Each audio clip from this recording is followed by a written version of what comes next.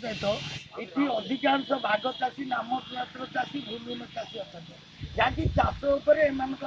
करे से बंचती सरकार जदि ऋण छाड़ तो कले मना कले जदि कालिया योजना कले से प्रकृत में ये 70-80% लोक एपर्तंत पाईपारना सरकार एने कहते आम 15 लाख 20 लाख 30 लाख दौर टा कुआड़ी जाऊँ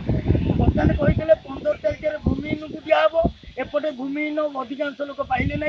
22 तारिख अन्य